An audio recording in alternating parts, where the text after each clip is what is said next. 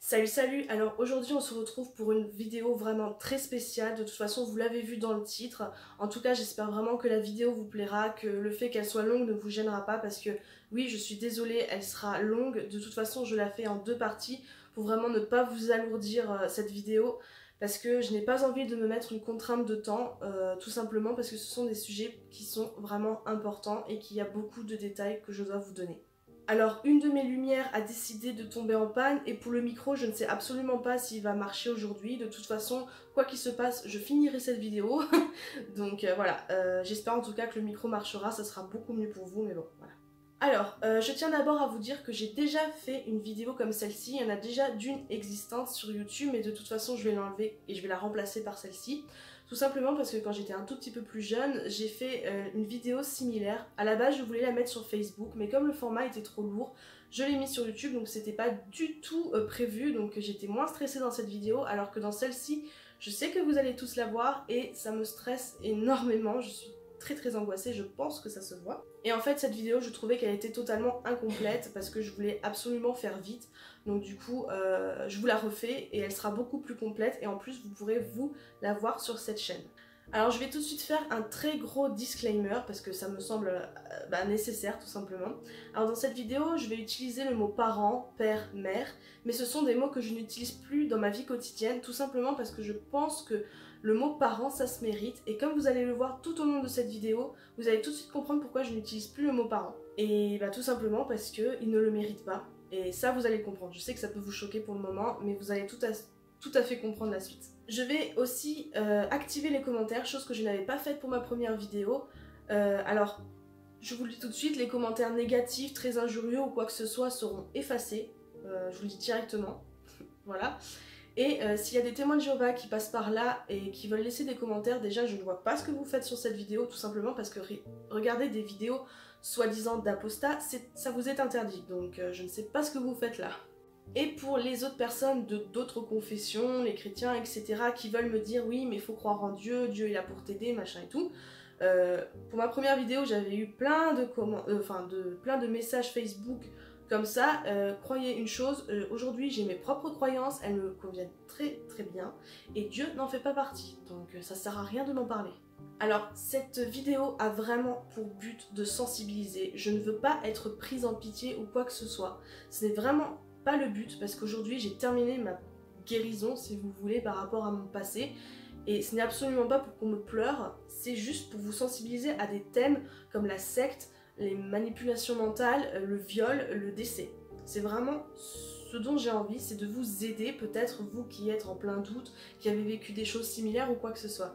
Alors qu'est-ce que j'entends par le mot secte? En fait, pour moi c'est une organisation qui fait du mal ou nuit à la liberté d'une personne, parce que vous allez comprendre tout au long de cette vidéo que oui, il peut y avoir des côtés positifs à la secte des témoins de Jéhovah par exemple, mais qu'au fond, les personnes qui, par exemple, ne parlent plus aux excommuniés, ce genre de choses-là, ou qui vous empêchent de faire tellement de choses dans votre vie, et ben pour moi, c'est vraiment la définition d'une secte et la définition d'extrémiste. Et pour finir, dans cette vidéo, je vais vraiment vous utiliser un vocabulaire vraiment simple, avec des mots que vous allez comprendre. À chaque fois, je vais essayer de faire au mieux pour vous faire comprendre les choses simplement. Tout simplement parce que si vous n'êtes pas témoin de Jéhovah, si vous ne l'avez pas été, et vous n'allez rien comprendre, donc je vais vraiment vous expliquer au mieux. Voilà, donc je vais tout de suite commencer par le début de mon histoire, de vous révéler en fait toutes les parties intimes et personnelles que vous ne connaissez peut-être pas. Certains d'entre vous connaissent mon histoire, mais d'autres pas, et voilà. Alors, évidemment, quand je vous raconte mon histoire, la première partie va surtout se situer sur la secte, parce que tout simplement c'est une partie énorme de ma vie qui a fait beaucoup de choses dans ma vie jusqu'à mes 19 ans, donc c'est évident que je commence par ça dans ma vidéo. Donc les témoins de Jéhovah, au niveau des croyants, je les situerai entre les catholiques et les juifs. En fait les témoins de Jéhovah se basent sur la Bible, donc la Bible catholique tout à fait basique, à part qu'ils ont fait quelques petites modifications, mais pour eux c'est vraiment un livre sacré. Et pour les témoins de Jéhovah, en fait, Dieu, c'est Jéhovah. C'est le nom qu'ils lui ont donné. Au niveau des croyances, etc., vous savez très bien que les témoins de Jéhovah ne fêtent aucune fête. Donc pas de Noël, pas d'Halloween, pas de Saint-Valentin. Tout ce genre de fêtes-là, ça n'existe pas. Marie, par rapport aux catholiques, c'est une personne tout à fait lambda. Et Jésus, c'est une personne importante et il ne croit pas aux saints.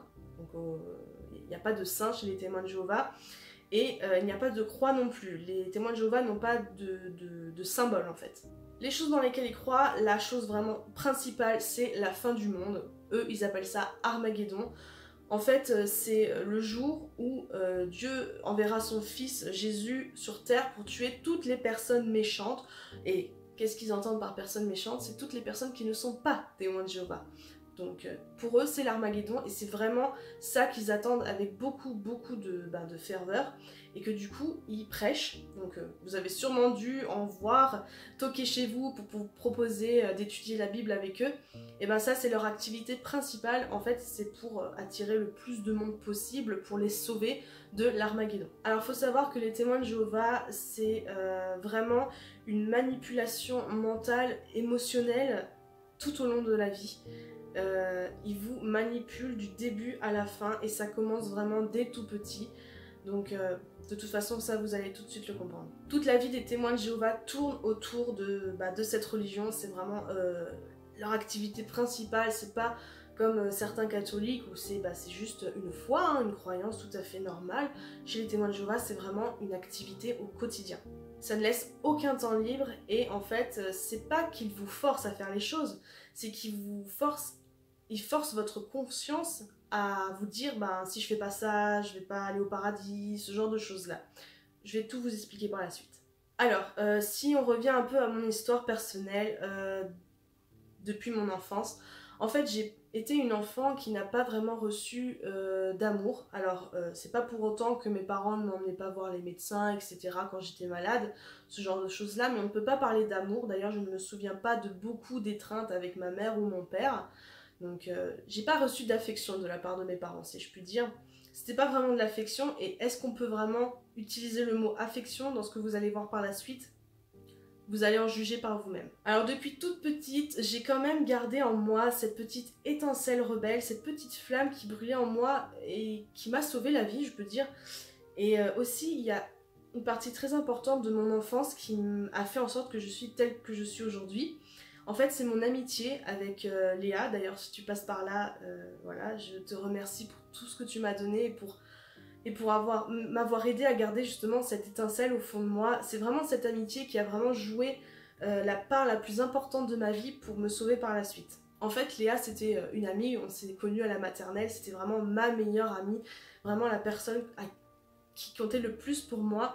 Et en fait, le fait qu'on se voit, le fait que je sois normale quand je suis avec elle, et c'est vraiment ça qui a fait en sorte de me sauver. Et je la remercie, mais tellement, parce que j'ai tellement vécu des moments joyeux avec elle. Enfin voilà. Et quand j'étais petite, une petite anecdote par exemple, c'est que j'avais peur d'Armageddon. Et d'ailleurs, vous allez voir par la suite que j'en ai eu peur pendant très longtemps. Et en fait, l'Armageddon, comme je vous ai dit, c'est quand toutes les personnes qui ne sont pas témoins de Jéhovah vont mourir pour ensuite laisser place au paradis. Je me souviens de cette anecdote où un jour je lui ai dit en pleurs, j'étais tellement terrifiée à l'idée de savoir qu'elle va mourir à l'Armageddon et que moi je vais vivre, que j'avais envie qu'elle vienne avec moi chez les témoins de Jéhovah. J'étais là, mais tu vas mourir avec tous les autres, mais viens avec moi. Et j'étais terrifiée, et je sais pas si vous vous rendez compte, mais pour un enfant, c'est horrible de se dire que toutes les personnes extérieures aux témoins de Jéhovah vont mourir autour d'elle. C'était juste horrible, et moi, ça me fendait le corps de savoir que ma meilleure amie Léa allait mourir avec les autres. Ensuite, ce qui est assez significatif chez les témoins de Jéhovah, c'est les fêtes. Alors, faut savoir que quand on ne fête pas une fête, ensuite, quand on devait l'expliquer à ses camarades de classe, parce que évidemment à Noël ou aux anniversaires, moi j'ai eu ça et toi t'as eu quoi et machin, et moi j'avais rien eu parce que tout simplement on ne le fêtait pas. Et on nous apprenait à dire, c'est pas je ne peux pas fêter Noël, c'est je ne veux pas. On nous apprenait à dire ça pour faire croire que c'était notre propre volonté, alors que finalement quand t'es un enfant, pas du tout, t'as juste envie de fêter le Noël ou ton anniversaire avec les autres personnes. Mais c'est juste que on nous disait de dire je ne veux pas, pour croire que c'est notre volonté personnelle à nous. Donc déjà on est dans un cas typique de manipulation. Donc alors pour toutes les fêtes, par exemple, ce qui me choquait personnellement, c'est pour les chants de Noël qu'on faisait à l'école, et à chaque fois qu'on chantait, le mot Noël, je ne devais pas le dire. Alors je vous laisse imaginer quel genre de chanson ça faisait, mais voilà. Par exemple ça me mettait déjà à part.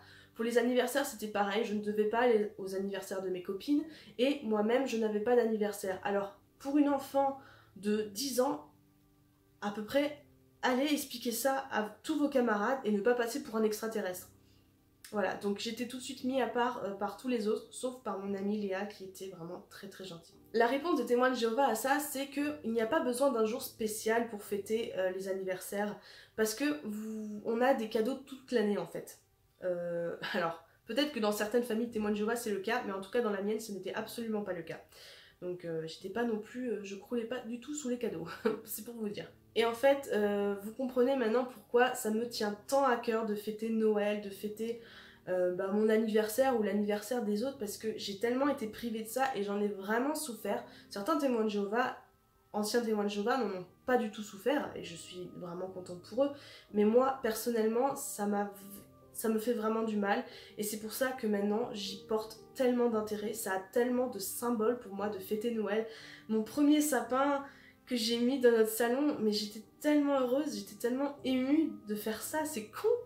Pour une personne lambda, c'est totalement con, mais pour une personne excommuniée témoin de Jéhovah, c'est tellement symbolique. Donc voilà, comme vous l'avez vu dans cette première partie déjà par rapport à mon enfance, c'est que les témoins de Jéhovah cassent tous les cadres de la société, toute la culture qu'il peut y avoir dans le monde pour mieux nous isoler et mieux nous garder chez les témoins de Jéhovah, parce que du coup tu as moins d'amis, tu as moins d'activités sociales et donc automatiquement tu te rabats plus chez les témoins de Jéhovah.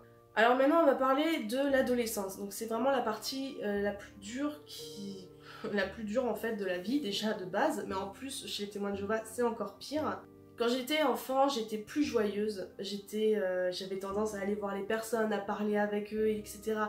Faut pas dire que j'étais heureuse, ça non, j'étais pas spécialement heureuse, mais j'étais plus joyeuse qu'à mon adolescence où là par contre je me suis totalement renfermée sur moi-même et vous allez tout de suite comprendre pourquoi. Alors je me suis baptisée à l'âge de 16 ans, donc faut savoir que chez les témoins de Jéhovah on se baptise quand on le souhaite, mais il y avait quand même une certaine pression. Je me suis baptisée je pense à cause de la pression qu'il y avait, tout simplement parce que les enfants, les adolescents témoins de Jéhovah qui se baptisent plutôt tard, c'est assez mal vu. Et disons que tu es moins inclus, tu appartiens moins au groupe. Vous savez, le groupe des témoins de Jéhovah adolescents qui sont baptisés et qui sont là dans la fleur de l'âge, où ils vont aller prêcher, ils vont aller faire plein de choses pour Jéhovah, etc. Et si tu ne te baptises pas, tu n'appartiens pas vraiment à ce groupe, donc tu es un peu mis à part. Il y a quand même cette sorte de pression. Et j'avais vraiment besoin de me sentir reconnaître, de me sentir appartenir à un groupe, parce que quand tu es adolescente et que tous tes camarades de classe te prennent pour un extraterrestre, te prennent pour une folle religieuse, et ben t'as envie de te sentir appartenir à au moins un groupe. Et en fait c'est à ce moment-là que la religion, excusez-moi c'est vraiment un défaut, un défaut du passé, que la secte des témoins de Jéhovah prend le plus de place dans ta vie. Alors je vais un peu vous expliquer en quoi ça consiste, la pratique de la religion témoin de Jéhovah. Donc en gros, j'ai bien calculé, en gros il faut à peu près 11 heures de temps par semaine pour Jéhovah.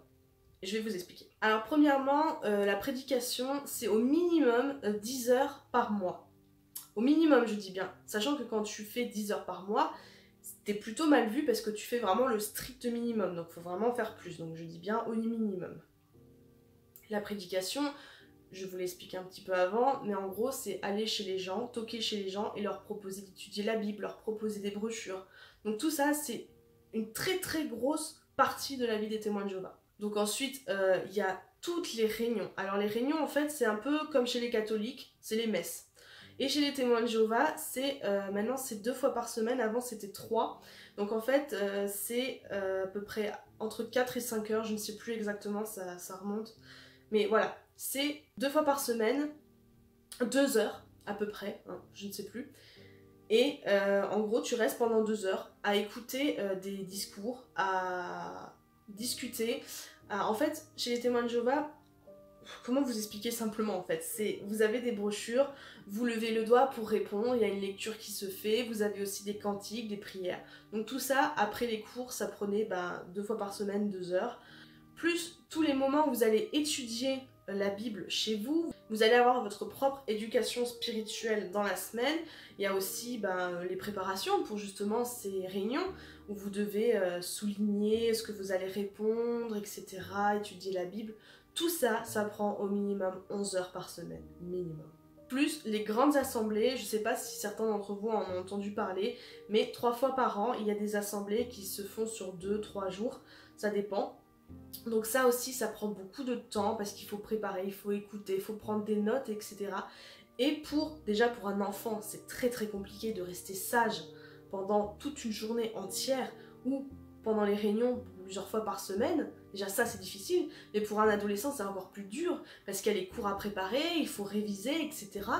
Ça prend énormément de temps et c'est une des raisons pour laquelle j'ai arrêté mes études parce que je n'avais plus le temps de rien et j'avais de mauvaises notes. Il y a aussi la pression du nombre d'heures, comme je vous ai dit c'est 10 heures minimum, mais si tu ne fais pas beaucoup d'heures, tu es mal vu. Combien de fois des anciens, alors les anciens c'est les personnes les plus gradées d'une congrégation, donc une congrégation c'est un petit peu, si vous voulez chez les catholiques par exemple c'est une église dans un village, alors chez les témoins de Jéhovah c'est une congrégation dans une ville. Voilà, donc en gros, si c'est mal vu, et les anciens, ils viennent chez toi et ils te disent tu prêches pas assez, tu laisses pas assez de périodiques. Les périodiques, c'est les petites brochures. Et en fait, t'as une pression constante parce que tu ne fais jamais assez bien les choses. Ensuite, je vais passer à la partie où il y a tous les interdits en fait. Alors je sais que là, je parle que des points de vue négatifs de la secte des témoins de Jéhovah.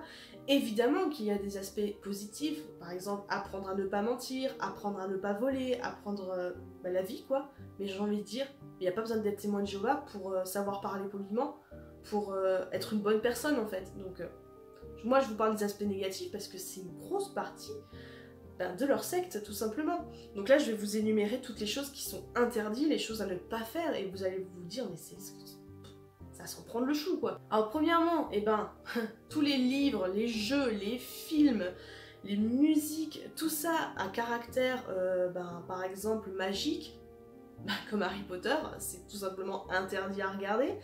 Les jeux violents, c'est interdit aussi.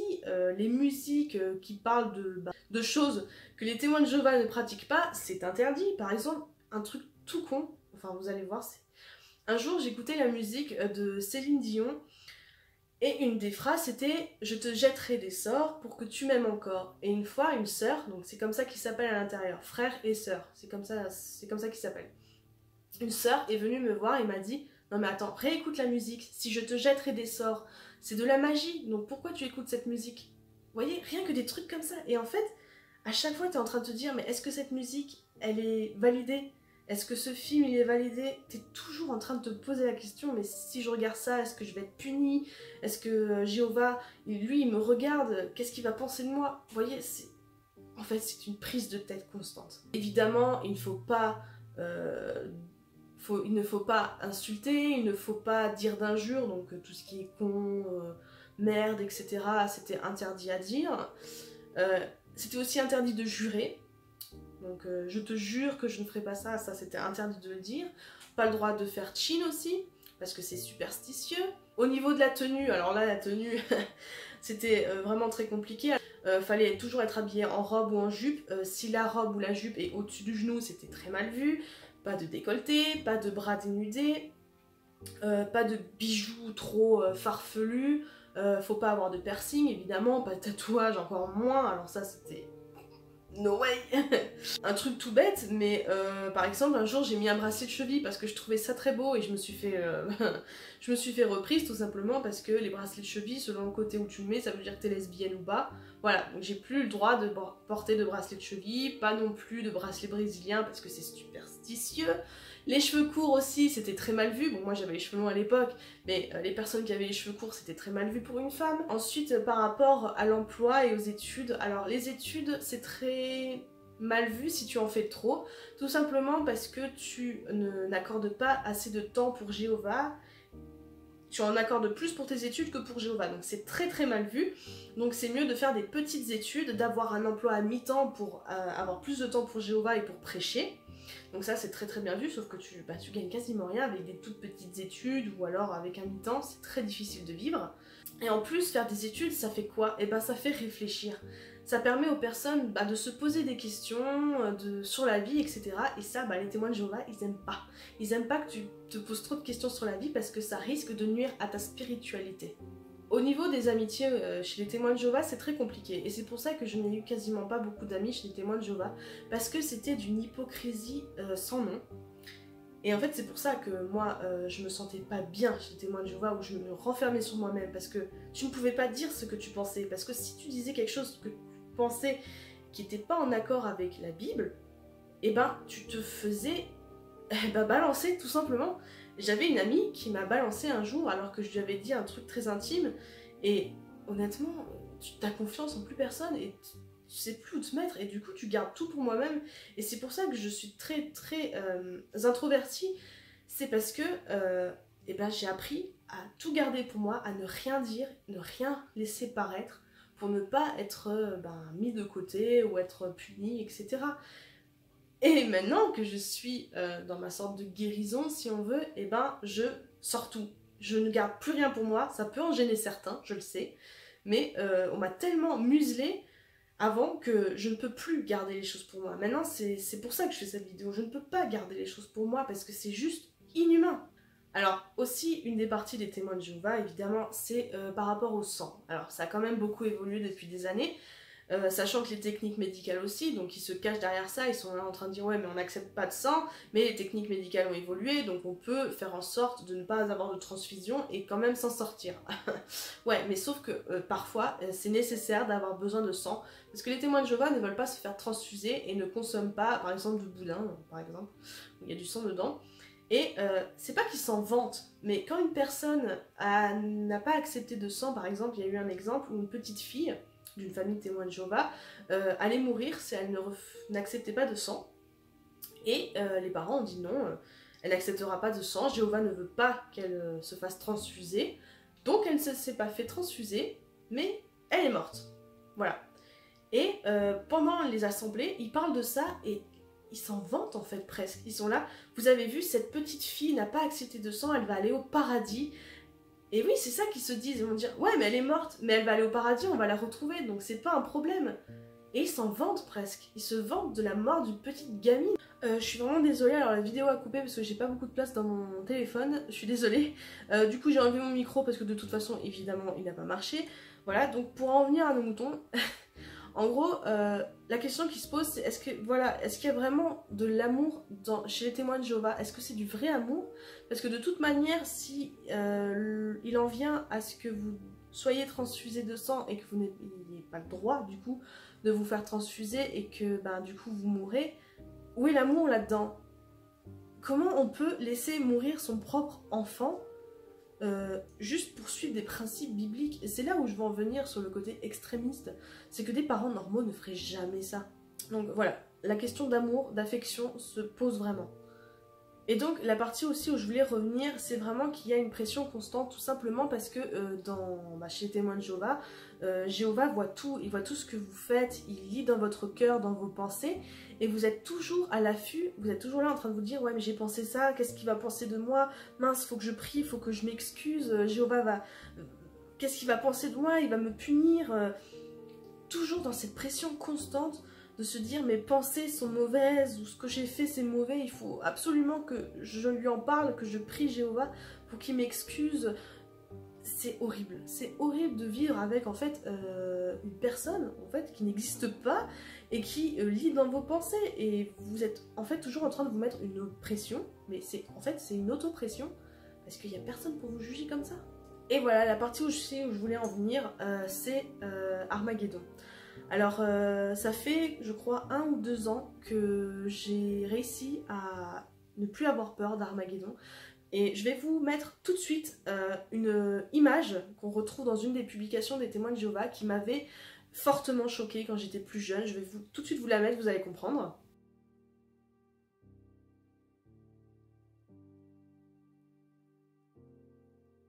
Voilà, donc vous avez vu cette image, elle est juste... Enfin, je sais pas si vous réalisez à quel point ça peut être traumatisant pour un enfant de voir ça, de se dire que toutes les personnes qu'elle connaît vont mourir de cette manière, dans le feu, dans les flammes.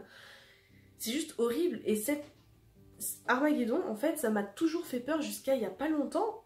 Et en fait, je me suis dit, non mais attends, si Dieu, il fait une chose pareille, mais c'est un monstre. Alors, je vois pas pourquoi j'aurais peur d'un monstre pareil, quoi. Vous voyez? Donc moi, j'ai réussi à me faire toute une thérapie par rapport à ça, à me dire, non mais Armageddon, ça peut pas arriver, et même si ça arrive, heureusement que tu n'as pas servi un Dieu pareil qui fait des horreurs pareilles juste parce que t'es pas témoin de Jéhovah. Voilà. Mais ça fait quand même peur. Par rapport aussi à tout ce qui est l'amour, en fait, chez les témoins de Jéhovah. Alors déjà, les couples hors TJ, c'est interdit. Et tu dois te marier avec un témoin de Jéhovah. Alors pendant les fréquentations, donc pendant que tu sors avec cette personne, témoin de Jéhovah, tu as besoin d'un chaperon. En fait, tu auras toujours une personne pour te surveiller. Donc tu n'as pas le droit de faire ce que tu veux, tu n'as pas le droit de t'embrasser, tu n'as pas le droit de te tenir la main et encore moins coucher. C'est très très mal vu. Alors coucher avec une personne extérieure au témoin de Jéhovah, c'est considéré comme de la fornication et c'est puni. Vous allez comprendre ça par la suite. Alors moi par exemple, j'ai fait l'erreur de coucher avec un non-témoin de Jéhovah et j'ai été blâmée pour ça, j'ai été punie, donc j'ai reçu un blâme public, donc bien sûr j'ai été humiliée évidemment.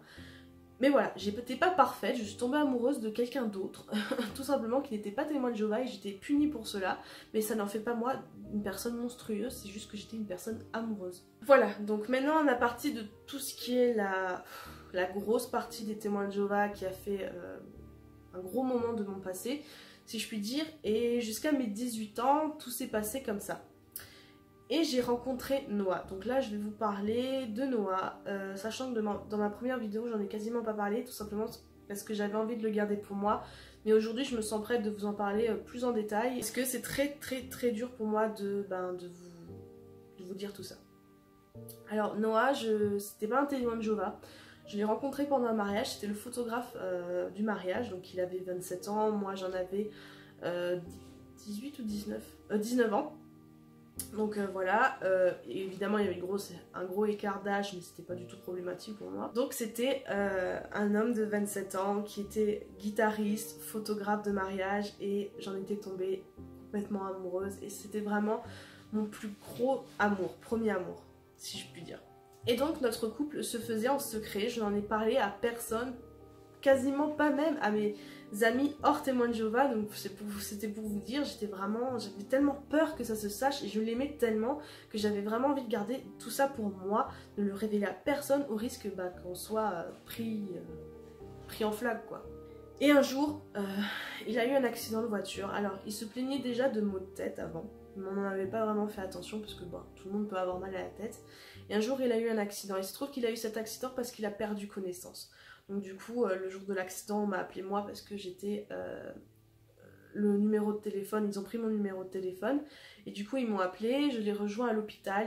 Et du coup, en lui faisant passer des textes, etc. Parce qu'une perte de connaissance comme ça ne s'explique pas. Donc du coup, ils lui ont fait passer un IRM. Et là, ils ont découvert qu'il avait un cancer du cerveau, donc une tumeur. Alors je ne sais plus exactement à quel endroit du cerveau, enfin, peu importe. Et en fait, ce cancer, c'était un cancer foudroyant. C'est des cancers en fait qui grandissent à vitesse grand V et qui sont impossibles à traiter parce que déjà, ça se trouvait dans une zone du cerveau très difficile à atteindre, mais en plus, ça grossissait énormément vite.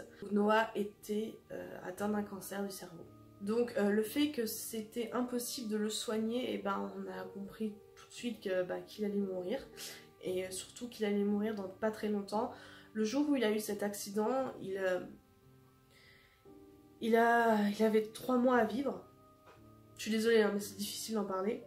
Il avait 3 mois à vivre et donc du coup, on a dû vivre ces 3 mois ensemble. C'était très difficile pour lui parce qu'il ne voulait pas que je reste avec lui. Tout simplement parce qu'il voulait pas que je le voie mourir, donc il faisait tout pour que je quitte. Mais bon, ça n'a pas marché évidemment. Mais le pire, c'était que je devais aller à l'hôpital en secret. Je devais rien dévoiler à mes parents parce que si mes parents savait que je sors avec un non-TJ, il aurait tout de suite dit aux anciens qui m'auraient puni, etc. Et c'était juste horrible, je devais le cacher à tout le monde et c'était très difficile. Et évidemment, 3 mois à peu près, ben, il est arrivé ce qui devait arriver en fait, il est décédé. Donc c'était un jour où je suis allée à l'hôpital pour le voir et en fait, il se sentait partir. Donc on a pu se dire au revoir, ça c'était vraiment très important pour moi et pour lui, mais je l'ai vu mourir sous mes yeux et ça n'a pas du tout été très joli à voir.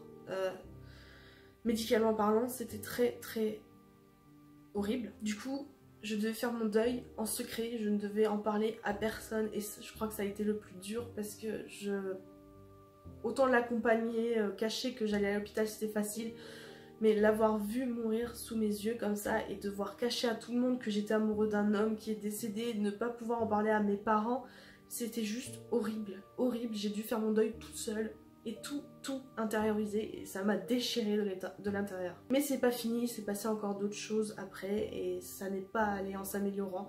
En fait ça a été à partir de là, à partir du décès de Noah, ça a été vraiment une descente en enfer, une vraie descente en enfer et vous allez comprendre pourquoi. Ben, quelques mois après, j'avais besoin de voir des personnes extérieures aux témoins de Jéhovah, tout simplement pour en parler, parce que je ne pouvais pas en parler aux témoins de Jéhovah. Donc du coup, je voulais voir des personnes extérieures, donc j'avais une amie avec qui je travaillais à la boulangerie qui m'a plutôt beaucoup aidée. Ça, je ne le cache pas, heureusement qu'elle était là, mais j'avais aussi envie de voir d'autres personnes, et une des personnes que je connaissais, c'était mon ex-copain, avec qui j'avais forniqué, et dont j'avais été punie. Voilà, et je suis allée le voir tout simplement, sans ambiguïté, hein, c'était plus du tout de l'amour que je ressentais pour lui, et même j'étais en période de deuil, donc c'était pas du tout le but. Je suis allée le voir un jour, on a papoté pendant des heures, et la nuit est tombée, et il se trouve que je ne pouvais plus rentrer chez moi, donc du coup je suis restée dormir chez lui, il n'y avait absolument aucune ambiguïté. Je tiens à le préciser. Alors, je vous précise un petit détail, vous allez tout de suite comprendre, donc retenez bien. En fait, pendant cette nuit, c'était une très grosse canicule, il faisait très chaud, surtout dans son appartement. Et il m'a vraiment incité à ne pas boire au robinet, mais à boire dans ses bouteilles, ses propres bouteilles. Et j'avais trouvé ça étrange sur le coup, mais c'est vrai que je n'y ai pas pensé. Et du coup, j'ai bu dans ces bouteilles, sachant que ces bouteilles étaient déjà ouvertes. Très bizarre. Elles étaient pleines, mais ouvertes. Bref, retenez bien ce détail. Au matin, je me suis retrouvée dans un état second. Moi, je pensais que c'est parce que je n'avais pas pris mes médicaments, parce que j'ai des problèmes pour le cœur et du coup, je suis obligée de prendre des médicaments. Et si je ne les prends pas, je tombe, je perds connaissance. Bref, moi, je pensais que c'était à cause de ça. Mais il se trouve qu'en fait, ce n'était pas à cause de ça. Et ça, je l'ai compris que bien plus tard. Et cet homme, mon ex-copain, m'a violée. Alors, je sais que je le dis sans émotion, sans rien du tout simplement parce que j'en ai tellement parlé autour de moi, à des psys, etc., que maintenant je m'en détache complètement. Et en fait, c'est pas le pire de mon histoire, et c'est ça qui est affolant, c'est que le viol, c'est pas la pire douleur que j'ai ressentie. Et voilà, mais en tout cas, j'ai été violée par cet homme que je connaissais bien, et dont j'étais amoureuse avant, mais là je ne l'étais plus, et il m'a quand même violée, sachant qu'il y a de très fortes probabilités que j'ai été droguée, et ça, je ne l'ai compris que par la suite, en me remémorant la scène. Voilà. Et donc du coup, il est parti au travail après avoir fait sa petite affaire. Et j'ai appelé ma mère en pleurs. Alors j'ai eu vraiment du mal. Sur le coup, j'étais tellement ailleurs dans... Oui, j'étais shootée, complètement shootée par, je pense, cette drogue et aussi par ce qui s'est passé. J'ai appelé ma mère en pleurs. Ma mère a refusé de venir me chercher alors que j'étais dans un état... Enfin déjà ça m'a tellement choquée que ma mère m'entende pleurer au téléphone et elle n'est pas venue me chercher. J'ai dû rentrer par mes propres moyens. Et donc par la suite, j'ai eu tout simplement une perte de mémoire. Ce qui arrive très souvent dans ce cas-là, et voilà. Je n'arrivais pas en fait à faire le lien. Je pensais que j'avais couché avec lui, alors qu'il n'en était rien. J'ai été violée et j'avais du mal à me remémorer les choses. Donc du coup c'était très difficile pour moi parce que j'avais une perte de mémoire complète en fait, et du coup j'en suis arrivée en fait au moment où j'ai dû en parler aux anciens, parce que quand il arrive des choses comme ça il faut en parler aux anciens avant d'en parler à la police, logique. Et du coup j'en ai parlé aux anciens, mais j'avais encore du mal à me remémorer les choses, donc du coup on s'est revus une deuxième fois. Je leur ai fait un courrier en disant non, je ne veux pas être excommuniée, j'ai du mal à me remémorer ce qui s'est passé, etc. Donc on s'est revus une deuxième fois. Et entre ces deux fois, j'ai de nouveau eu des flashs. En fait, ça a été très difficile cette période-là, parce que la mémoire m'est revenue par flash, et je recollais en gros les flashs, et je me rendais compte qu'en fait j'ai vraiment été violée, et que c'était pas ma faute, et que j'allais être excommuniée pour ça. Donc du coup je ne voulais pas. Donc c'est pour ça qu'on s'est vu une deuxième fois avec les anciens. Je leur ai tout expliqué, plus précisément que la première fois, en leur disant non mais attendez, j'ai été violée, Alors du coup, là, ça a été très très dur parce qu'en fait, je me suis retrouvée au milieu de 3 hommes qui me posaient des questions, qui me jugeaient et qui allaient en fait me faire sortir des témoins de Jéhovah. C'était horrible en fait d'être confrontée à ces regards d'hommes, déjà difficiles pour moi parce que je venais de subir ça, mais en plus ils avaient vraiment des regards pervers. Ils posaient des questions, comment ça s'est passé, ils voulaient avoir les détails du viol, et ils ont osé me demander si ça m'avait plu. Enfin je sais pas si vous vous en rendez compte, mais poser quelqu'un à ça qui vient de vivre une agression sexuelle, c'était horrible. C'était juste horrible. Se dire que c'était vraiment pervers de leur part. Limite, ils y prenaient du plaisir et j'ai trouvé ça tellement odieux. Et en fait, ils m'ont tout simplement dit que c'était ma faute, que j'avais décidé d'aller chez cet homme et que fallait que j'en assume les conséquences. Déjà, premièrement, quand on va chez quelqu'un, on ne pense pas être violé. Par exemple, une fille qui va voir son père tout seul ou son tonton tout seul, c'est sa faute si elle est violée par l'un de ces hommes? Non. Enfin, je suis pas d'accord. Et du coup, ça m'avait choquée. Ils m'ont dit également que je n'ai pas assez pleuré pour prouver que j'étais innocente. Ils ont dit des choses comme ça et j'étais tellement choquée, j'étais tellement sous le choc que quand je suis sortie, donc bien sûr j'ai été excommuniée pour avoir été violée. En fait, dans toute cette histoire, j'ai été la victime. Mais pour eux, c'était ma faute. J'ai forniqué, finalement. Alors que je n'en avais pas envie. C'était un viol, quoi. On parle bien d'un viol, on parle pas d'une partie de jambes à l'air. Et en fait, je suis sortie de cette réunion des anciens. Mon père est venu, il m'a attendu dehors et je lui ai dit « Papa, retiens-moi, je vais me jeter sous la voiture. » J'avais vraiment juste une envie, c'était de mourir. Parce que je venais de tout perdre. Je suis tellement encore choquée qu'on donne un pouvoir comme ça à des hommes qui ne sont pas du tout aptes à faire des jugements pareils. Des jugements d'agression sexuelle, ça se fait par un juge établi par la loi dans un... Enfin, vous voyez ce que je veux dire? Ce n'est pas à des hommes pareils de juger un viol. Et évidemment, je n'ai pas porté plainte parce que d'abord j'ai dû en parler aux anciens et ensuite comment vous vouliez que je porte plainte alors que je venais d'entendre dire que c'était de ma faute? Je n'ai jamais porté plainte pour ça parce que j'ai eu tellement de mal à me dire que ce n'était pas ma faute que j'ai jamais eu l'occasion de porter plainte et mes parents ne m'auraient jamais accompagnée. Mais ça, vous allez le voir par la suite. Voilà, donc ça a été vraiment une période très difficile. Donc j'ai été excommuniée, j'ai été séparée de tout l'environnement qu'il y avait autour de moi, que j'ai toujours eu depuis ma naissance. J'étais détruite physiquement, mentalement, socialement. Je n'avais plus personne, mis à part mes parents, mes sœurs, un tout petit peu de membres de ma famille, comme mes grands-parents, mais c'est tout. Toutes les autres personnes m'ont tourné le dos du jour au lendemain, sans même savoir ce qui s'était passé. Ils m'ont tous quitté, ils m'ont tous laissé toute seule. Je n'avais plus d'amis, je n'avais plus personne des témoins de Jéhovah autour de moi. Je me suis retrouvée jetée dans un monde, pour eux, ils appellent ça le monde de Satan, mais moi je me suis retrouvée jetée dans le monde. Alors j'habitais encore avec mes parents parce que... heureusement, ils m'ont gardée encore chez eux, mais j'ai vraiment été retrouvée dans le monde, comme ça, jetée du jour au lendemain, alors que je venais de perdre un homme qui est décédé, je venais d'être violée, et en plus de ça, bam, le couteau, on t'excommunie, allez. J'en rigole, mais... Enfin, c'est juste horrible, quoi. Tous les repères que je m'étais faits pendant toute ma vie, je les ai perdus du jour au lendemain. Et c'est pour cela que je suis tombée en dépression. Déjà avant ça, j'étais plutôt dépressive. Mais là, vraiment, j'ai fait des tentatives de suicide. J'ai vraiment essayé de me tuer plusieurs fois parce que je n'en pouvais plus. C'était juste horrible.